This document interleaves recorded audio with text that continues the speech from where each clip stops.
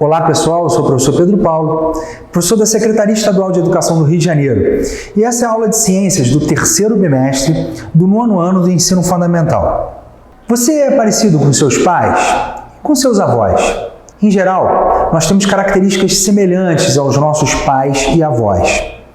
A forma como essas características são passadas para os descendentes sempre intrigou os cientistas. De Aristóteles a Darwin, muitos foram os que tentaram explicar esses fenômenos. Até que um monge austríaco chamado Gregor Mendel realizou experimentos que explicariam, em grande parte, as características da hereditariedade. Com seus experimentos, Mendel criou uma nova área da ciência, que chamamos de genética. E na aula de hoje, nós vamos falar um pouco sobre a genética e a hereditariedade. Antes de Mendel, várias teorias tentaram explicar como as características eram passadas dos pais para os filhos. Acreditava-se, por exemplo, que no óvulo poderia haver um homem, uma pequena miniatura de homem, que é chamada de homúnculo, que se desenvolvia dentro da mulher. Outra teoria ainda aceita na época de Mendel acreditava que, de alguma forma, o pai e a mãe se misturavam, havia uma mistura para gerar os filhos. Acreditava-se que as características dos filhos eram uma média entre o pai e a mãe. Embora essa teoria seja de fácil aceitação, ela não está correta, pois não consegue explicar como alguns filhos podem nascer com características diferentes dos pais, por exemplo. Características que podem estar presentes em seus avós ou bisavós. Para tentar esclarecer essa questão, Mendel, em 1856, iniciou seus experimentos. No mosteiro onde ele trabalhava, Mendel cultivava ervilhas da espécie Psyllum sativum. Essa espécie de planta é de fácil cultivo e possuía características aparentes muito bem definidas. Por exemplo, as sementes poderiam ser de cor verde ou amarela, elas poderiam ser enrugadas, chamadas de rugosas, ou lisas. As vagens poderiam ser também verdes ou amarelas. E também ter características chamadas de contritas ou infladas. A flor poderia ser branca ou roxa, aderida ao caule pela lateral, chamada de axilar, ou aderida à ponta do caule, que é chamada de terminal ou terminais. E essas plantas também poderiam ter uma estatura baixa ou alta. Após identificar cada uma dessas características, Mendel começou a gerar linhagens puras, selecionando plantas que se autopolinizavam e geravam apenas uma determinada característica. Por exemplo, uma ervilha que tinha somente sementes rugosas. E após vários cruzamentos, só nasciam plantas com sementes rugosas, ele considerava então como pura, pois somente geravam descendentes daquela forma. Ele produziu essas linhagens puras para cada característica e chamou de linhagem P. Em seguida, Mendel começou a fazer cruzamentos de maneira controlada entre as plantas das linhagens puras e observar o que ocorriam em cada uma delas. Eles, por exemplo, cruzavam artificialmente essas plantas e viam o que acontecia. No caso das ervilhas de linhagem pura rugosa, por exemplo, ele cruzou com ervilhas de linhagem pura lisa. Após esse cruzamento, observou que 100%, ou seja, todas as ervilhas que nasciam desse cruzamento eram lisas. Essas ervilhas ele chamou de descendentes da primeira geração, ou F1, a primeira geração de filhos. Caso a teoria da mistura que existia naquela época fosse correta, aquela que eu mencionei no início, as ervilhas que nasceriam de um cruzamento entre ervilhas lisas e rugosas deveriam ter características meio lisas, meio rugosas. Mas não era o que Mendel observava. Todas elas nasciam lisas. Então ele ficou intrigado com o sumiço da característica rugosa. Em seguida, Mendel permitiu a autofecundação dessas plantas da geração F1, das filhas 1 lá. E delas nasceu uma segunda geração de filhos, que ele chamou de F2. Ao observar a geração F2, ou seja, as plantas que nasceram do intercruzamento das ervilhas lisas de geração F1, ele observava que as características de semente rugosa voltavam a aparecer. Ele ficou então curioso, espantado com aquela característica que havia sumido, né, voltou ali a aparecer. Mendel então resolveu contar o número de sementes e observar a quantidade daquelas obtidas na geração F2 para cada característica. Dessa maneira, Mendel observou que 75% das ervilhas nasciam lisas e 25% nasciam rugosas, o que dava uma proporção de 3:1. De maneira muito interessante, essa proporção se repetia em todas as características que Mendel estudou. Na geração F2, a característica que havia sumido na geração F1 retornava em uma proporção de 1 para cada 3. Ele trabalhou nesse experimento por 8 anos e cultivou milhares de ervilhas. Para explicar seus resultados, Mendel propôs que cada característica é determinada por um par de fatores.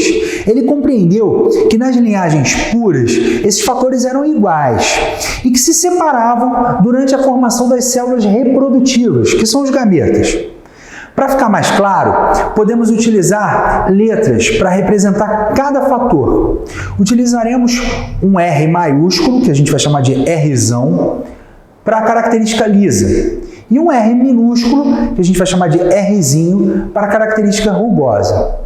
Considerando que nas ervilhas puras os fatores são iguais, as ervilhas lisas puras, por exemplo, seriam representadas pelo par de fator Rzão, Rzão.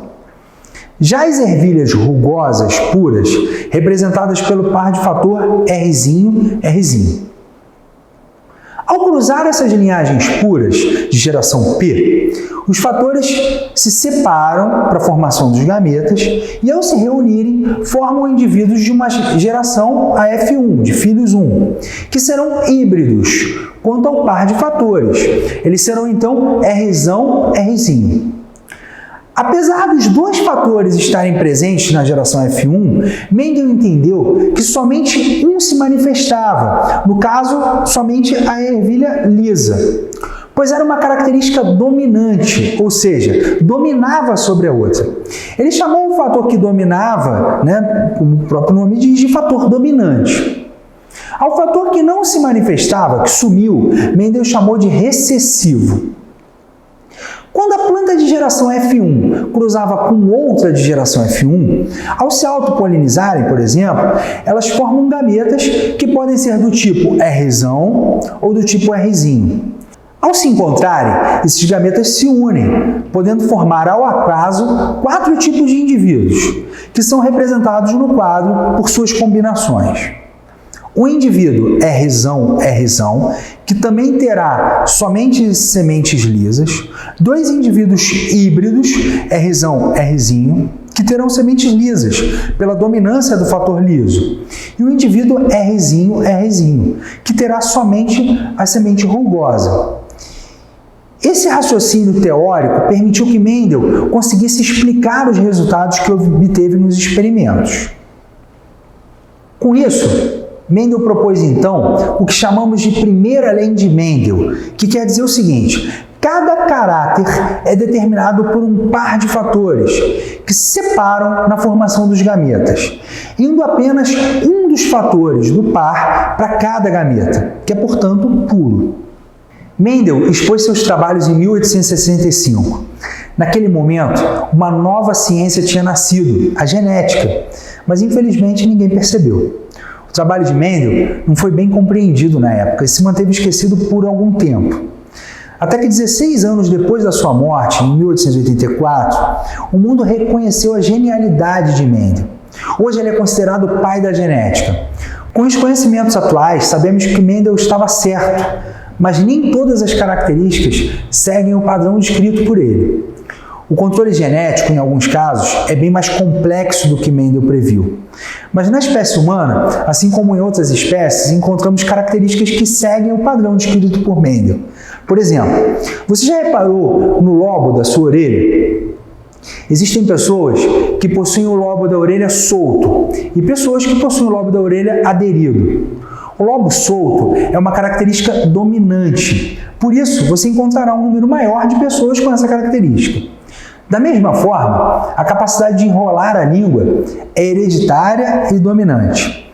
Algumas pessoas não são capazes de dobrar a língua, né? Mas elas são uma minoria por se tratar de uma característica recessiva.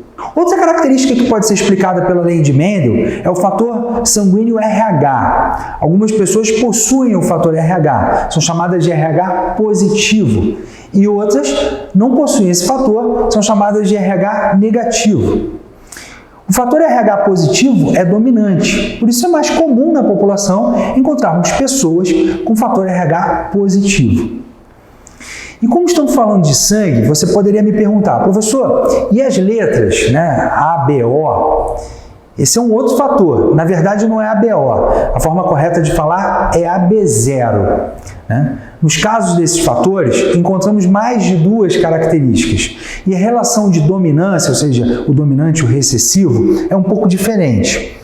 Os indivíduos podem ter o sangue do tipo A e do tipo B, que são características dominantes.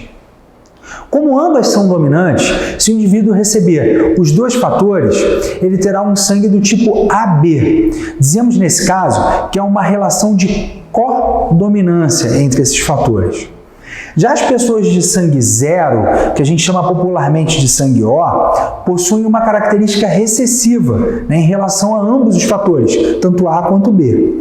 E nesse caso, né, são recessivos, ou seja, ocorre somente quando ambos os fatores são recebidos dos pais, né, o fator recebido do pai e da mãe, aí a pessoa tem o sangue do tipo zero. Essas características, principalmente os fatores sanguíneos, podem ser utilizadas em exames preliminares de paternidade, pois são características que herdamos de nossos pais. O estudo da genética, que iniciou com os trabalhos de Mendel, abriu portas para uma série de tecnologias que hoje são fundamentais. A clonagem de animais e plantas, geração de organismos transgênicos, uso da medicina personalizada por análise de DNA. Esses são alguns dos exemplos que a ciência avançou muito desde os primeiros experimentos lá com a ervilha do Mendel. Esse assunto é bastante complexo e eu te recomendo que leia a sua orientação de estudos, né? Veja os vídeos de apoio que são indicados lá naquela orientação de estudos, ouça os podcasts e tire suas dúvidas com o seu professor. Você vai ver como esse assunto é fascinante, muito interessante. Eu sou o professor Pedro Paulo, um forte abraço e até a próxima.